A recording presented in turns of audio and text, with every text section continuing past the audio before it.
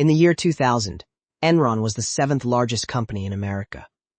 1 year later, it was gone. $74 billion in market value. Vanished. 20,000 employees lost their jobs and their entire retirement savings in a matter of weeks. The CEO died before he could be sentenced. The CFO went to prison for 12 years. And the accounting firm that was supposed to be watching was indicted, convicted, and destroyed. This was not some back alley operation. It occupied a gleaming 50-story tower in downtown Houston. It was named the most innovative company in America 6 years in a row. Analysts from the biggest banks competed to write the most enthusiastic ratings. Employees put their entire retirement savings into company stock, the headquarters, the press coverage, the earnings reports, the executives on television. Everything broadcast the same message. This company cannot fail, according to its own financial statements, the ones called revolutionary. Profits were soaring. Revenue was exploding.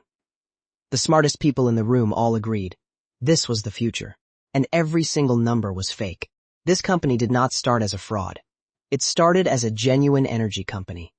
A gas pipeline operator, born out of a merger between two regional utilities. In those early years, the company moved molecules. It pumped natural gas through pipes in the ground. It understood energy the way a utility company understands it. Boring, regulated, predictable. Then came deregulation. The federal government began dismantling the rules that had governed the energy industry since the Great Depression. Gas prices could now float with supply and demand. Energy contracts could be bought and sold like stocks. Instead of owning pipelines, the company could own markets. The company built the largest natural gas trading desk in the United States. It created a market that had not existed before. Wall Street was fascinated. The problem was that trading companies require a fundamentally different kind of accounting than pipeline companies. And that is where the fraud began. Here is how the fraud worked. Instead of booking revenue when money actually arrived, the company booked the entire projected lifetime profit of every deal on the day it was signed. A 20-year power contract? Book all 20 years of projected profit immediately. Even when the projections were absurdly optimistic. Even when the deal was losing money in reality. In practice, this looked like magic. The company signed a deal to deliver broadband entertainment over the internet. The technology barely worked, but on the day the deal was signed, the company booked more than $100 million in projected profit. The deal collapsed within a year. The profit stayed on the books. The same pattern played out across dozens of deals. Energy contracts in South America, a water utility in England, trading operations in India. There was also the California electricity market. The company's traders discovered that the newly deregulated power grid had vulnerabilities. They created artificial congestion on transmission lines. They moved electricity out of the state and sold it back at emergency prices. Californians paid billions in inflated electricity bills. The company collected. Sections of the grid went dark. The problem with booking profits you have not earned yet is that next quarter, you have to earn even more just to stay even. And the quarter after that, even more. It is a treadmill. The only way to stay on a treadmill is to run faster than the truth. As the company grew, a culture developed inside that made this survivable. For a while. The leadership believed the best organizations were run by the most aggressive people. Every year, the bottom 15% of the workforce was fired. The survivors competed ferociously to appear innovative, to move fast, to never question the direction. In this environment, asking hard questions about the numbers was not just discouraged. It was career suicide. The culture created a system where the people most capable of seeing the problem had the most to lose by raising it. Wall Street helped maintain the illusion. At the company's peak, 14 of the 17 major investment banks had it rated as a strong buy. The analysts who wrote those ratings worked for the same banks, collecting hundreds of millions in fees from the relationship. Skepticism was bad for business. When real losses started piling up that could not be hidden by mark-to-market alone, the chief financial officer built a trapdoor. He created hundreds of off-the-books partnerships, shell companies, and stuffed the company's debt into them. Billions in losses vanished from the balance sheet. The company looked clean, profitable, growing, but the debt was still there. It was just hidden in shell entities floating in a dark void. There was one more detail. The CFO was not just the company's chief financial officer. He was also the secret manager of many of these shell companies. He was negotiating with himself and collecting fees from both sides. The banks that helped structure these arrangements were not passive observers. They designed some of the transactions themselves. They helped disguise what were essentially loans as energy trades in order to keep them off the balance sheet. They collected their fees. They asked few questions. In August of 2001, a mid-level executive sat down and wrote a memo to the CEO. She had been digging through the company's books. What she found terrified her. She wrote that she was incredibly nervous the company would implode in a wave of accounting scandals. She detailed the off-balance sheet partnerships with precision. She predicted exactly what would happen if anyone looked too closely. The CEO received the memo. He hired a law firm to investigate. He told them not to look too hard. 2 weeks later, he held a company-wide conference call. He told employees that the upcoming quarterly results would be strong, and the stock was an extraordinary value. He urged them to keep the faith.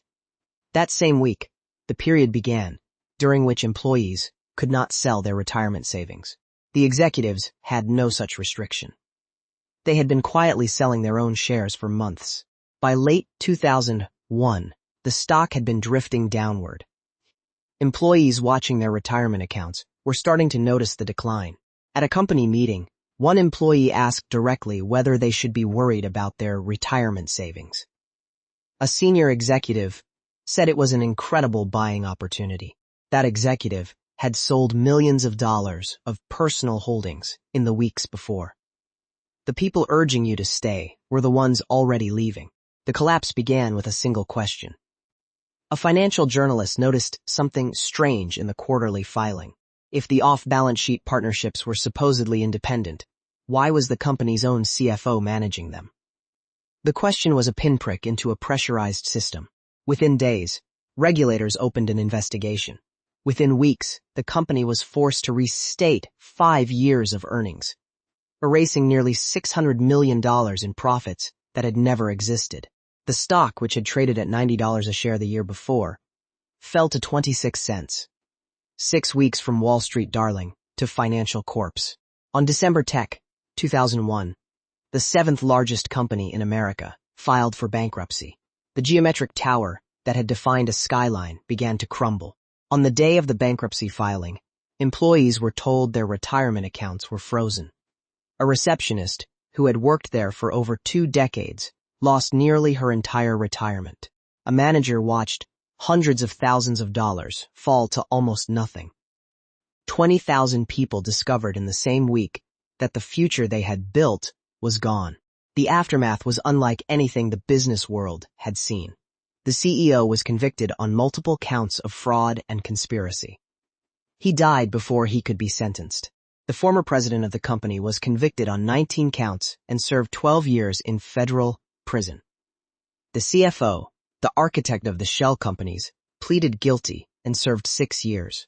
Arthur Andersen, 89 years old and one of the most respected accounting firms in the world, was convicted of obstruction of justice for shredding documents. 85,000 employees at Andersen lost their jobs. The firm was destroyed not by the government, but by the conviction itself. Clients left the moment the verdict landed. The credit rating agencies, the organizations legally required to assess financial health, had given the company an investment-grade rating 4 days before the bankruptcy filing. They faced no criminal charges. They were never dismantled. They are still the dominant players in financial rating today. Out of the wreckage came significant regulatory reform.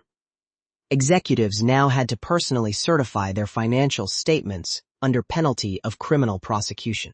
Auditors were banned from certain consulting relationships. Independent audit committees became mandatory. Transparency requirements expanded significantly. The reforms were significant. But they addressed the specific mechanisms that Enron used, not the underlying logic. They were a map drawn of the last war. 7 years later, a much larger collapse happened. One built on the same fundamental logic: book projected profits, hide real losses, use complexity as a shield from scrutiny. The packaging was different. The instruments were different. But the fundamental pattern, a clean surface over hidden losses, complexity as camouflage, was the same. Here is what this really cost beyond the money. It cost trust. The widespread belief held by millions of ordinary workers that if you did everything right, the system would protect you. The scandal proved that complexity can be weaponized, that sophisticated financial structures can be designed not to reveal information, but to hide it. This was not a company that failed to understand what it was doing. It was a company that understood exactly what it was doing and chose to do it anyway. The lesson of this story is not that fraud is always punished. The lesson is about the gap. The time between when a fraud begins and when the world catches up. During that gap, ordinary people make real decisions about their lives and their money based on information that is not true. The question this story poses is still alive in modern finance. How do you build systems that collapse that gap? How do you make the information on the surface match the reality underneath? Before the fall, not after, because the actual money, the real wealth, was never where the reports said it was. The executives knew, the accountants knew, the banks knew, and for years, no one who could stop it chose to. Where is the actual money? Thanks for watching Early Birds Invest.